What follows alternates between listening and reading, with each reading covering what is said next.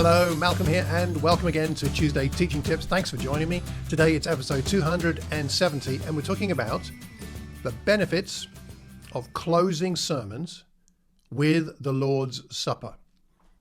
Pulling the two together. For the last 2 years in the Watford Church of Christ, most Sundays I've been combining my sermon and communion. One talk with two different sections, you could say. Or perhaps more accurately, concluding my sermons with reflections on the Lord's Supper. And why have I done this? And what are the benefits and drawbacks? That's what we're going to look at here today. Now, perhaps you've already heard about this or seen the so-called sermunion, usually said with a bit of a disparaging tone. Oh, it's just a sermunion, like it's not serious, it's not important. Perhaps because on occasion it's been employed to save time in the service. And perhaps that's not the best reason for combining lesson and communion. I've heard the approach despised and denigrated as not being, it can't be a real sermon, can it then? Or it can't be a real communion. Are these criticisms fair? Is it a good reason not to put the sermon and communion together, or at least perhaps connect the two? So let me offer a few thoughts today about the benefits and drawbacks of doing this. We have been doing it for a couple of years, and I'd like to know what you think. So here is the benefit of what I've noticed so far. Firstly, the benefits.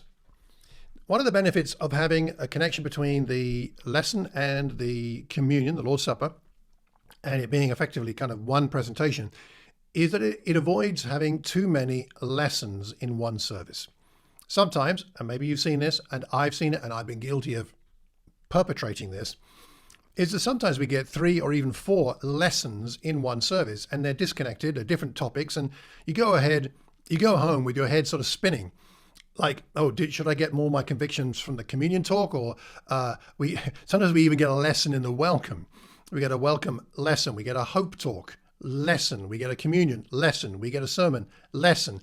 Sometimes, frankly, even some of the prayers I've heard in church are more like lessons. So you have all these lessons, and rather than going home with one idea, we've now got 3, 4, 5 disparate ideas. And how do we know which one God was speaking to us in? And as a community, it's confusing because now our community as a church membership, we're all thinking about different things rather than perhaps one thing. Is that healthy? Given that most of us will be attending so many lessons, so many services over the years, surely just having one focus for each Sunday will do, won't it? Just a thought. Anyway, it's a bit of a thought there that's on my heart.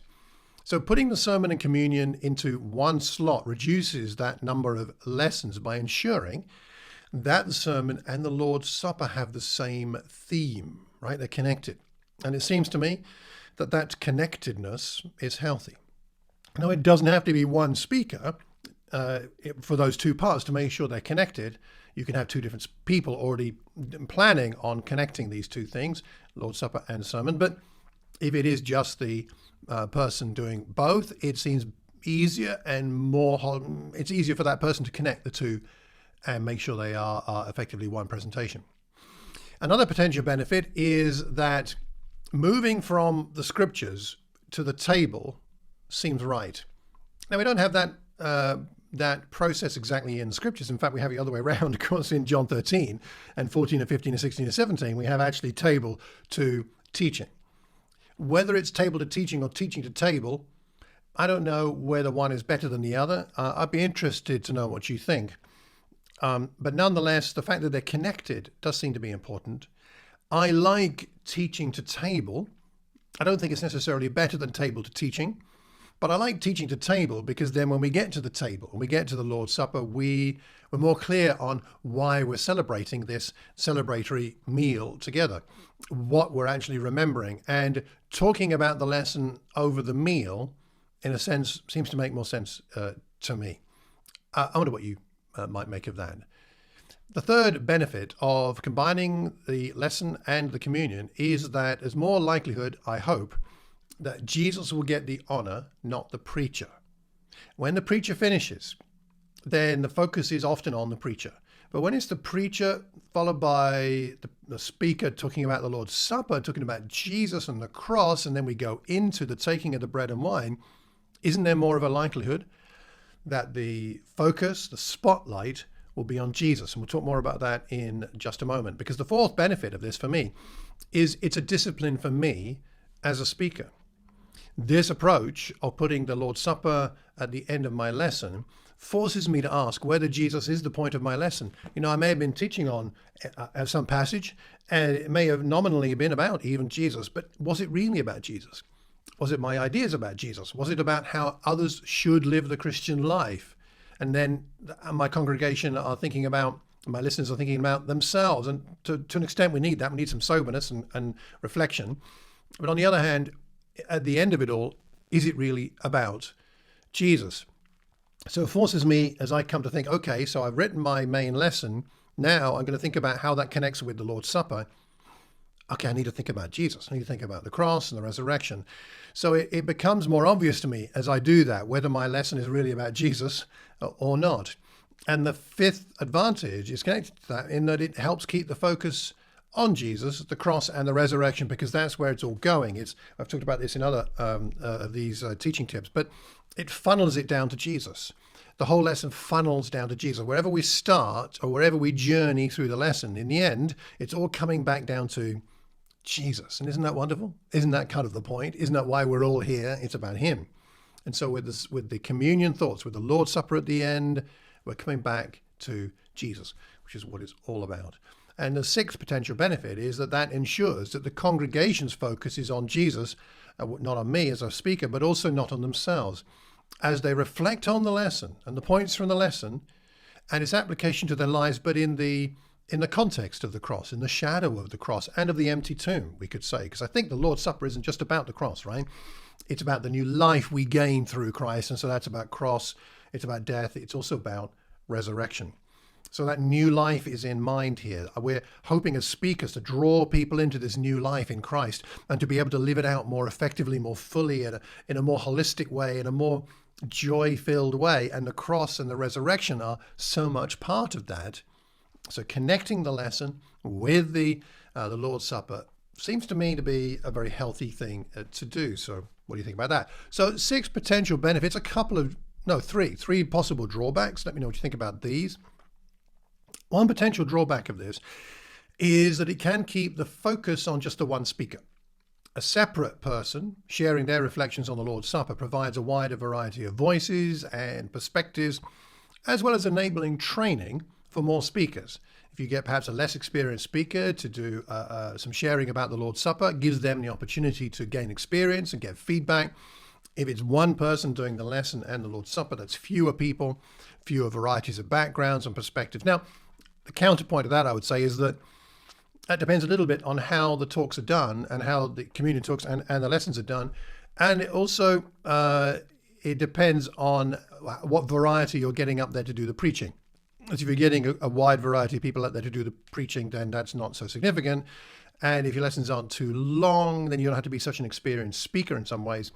And if you have, if you're all members of a congregation for 5, 10, 15, 20 years, you're going to get a lot of different perspectives and voices anyway. So, but it is a potential drawback. A second potential drawback is it could be argued that a separate talk around the Lord's Supper could give it greater prominence than if you combine the sermon and the Lord's Supper. Again, some of that depends on, of course, how those talks are done, but it could be argued that, okay, we've had the lesson, now we're going to go into the Lord's Supper, have a separate person come up and do a separate talk.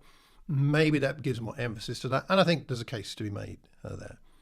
The third potential drawback is it might not be appropriate to use this approach after a sermon that's been particularly rousing, as in inspiring us to action, perhaps a very visionary talk, the kind of talk where you actually need to think about it a bit before you do anything else. And maybe after that kind of rousing talk, that kind of inspiring talk, and everybody's energy is up, and I don't think this is appropriate every Sunday, but now and again you want that, don't you?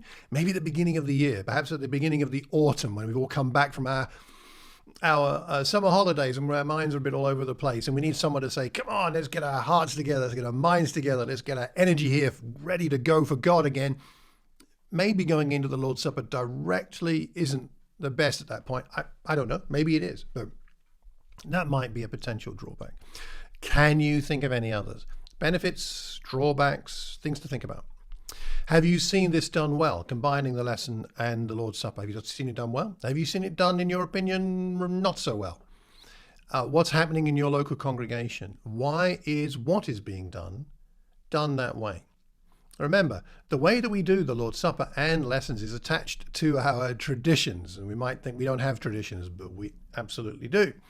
There's not a great deal of specificity in the New Testament about the way we do the Lord's Supper, or about sermons for that matter. So therefore, there are some principles there, but we have flexibility in terms of practicals.